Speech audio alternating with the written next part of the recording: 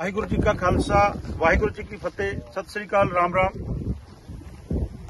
किसान भरावो, असी उस एरिया च खड़े हैं 45 एरिया, जो आप 45 एरिया कहने हैं, पिंड रुपाणा, जिथे कल सैकड़े एकड़ जी अग लगन दे नाल कणक सड़ गई।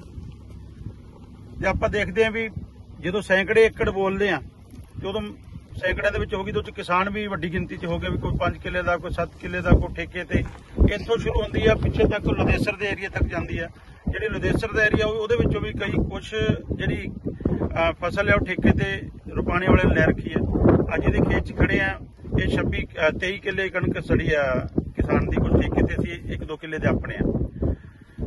इस जड़ा पूरे का पूरा प्रकरण होया, कई दिनों तो लगातार अग लग रही थी, लेकिन कल जो होया पूरे हरियाणा के 11 जिलों के 12 जिलों के करीब अग लगी है। सरसे जिले कई जगह लगी है, लेकिन सब तो वड्डा जो पैच है, जो सैकड़े एकड़ है, 250 किले के करीब हो गया। अज पटवारी लगे हुए, मिनती हो रही है जिन्नी भी आऊगी।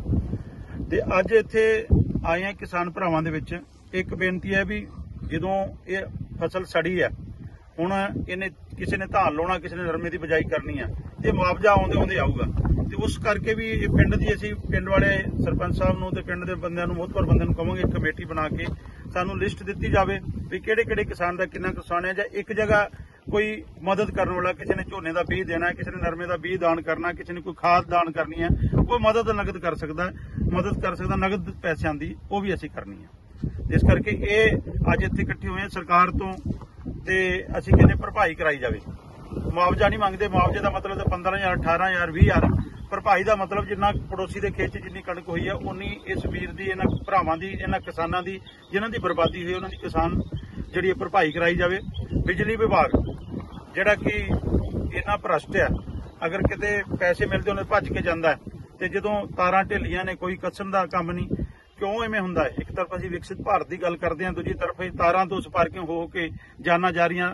एक 3-4 दिन पहलों उत्थे एक पिंड दे विच, शेरपुरा पिंड दे विच एक कंपैन जिहड़ी हैगी तारां दी लपेट च आउंदी है, उहनूं अग लगदी है, उत्थे एक जण दी मौत भी हुंदी है। ते आ सैकड़े एकड़ जिहड़ी बर्बाद, जिहड़ी पुत्तां तो वध प्यार नाल पाली हुई फसल साडी बर्बाद हुई है, इस दी भरपाई कराई जावे।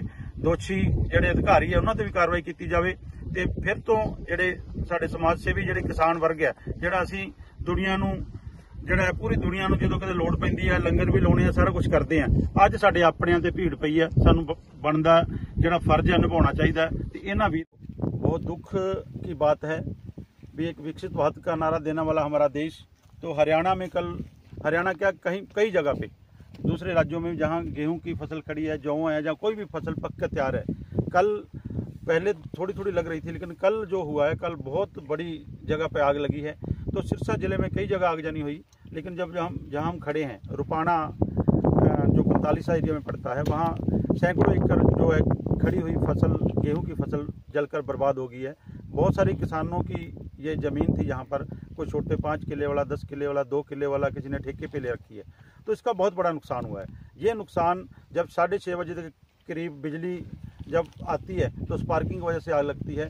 इस इलाके के पूरे किसानों ने, मजदूरों ने, सब ने मिलकर कोशिश करके इसको बचाया, नहीं तो बहुत और ज़्यादा फैल सकती थी। तो हमारा यही निवेदन है हमारी सरकार से भी इसकी भरपाई कराई जाए। हमें मुआवजा नहीं, भरपाई चाहिए। जितना दूसरी पड़ोसी के खेत में कणक होगी उतनी दी जाए, और बिजली विभाग जिसकी नाकामी जो है उसको जो है उससे मुआवजा भी लिया जाए, भरपाई भी कराई जाए, और उसको जो इसके दोषी हैं जिनकी वजह से हुई उनको कार्रवाई की जाए। तो इसके साथ साथ मैं यही भी कहूँगा, जो हमारे किसान भाइयों का नुकसान हुआ है उनकी मदद के लिए भी साथी आगे आएँ।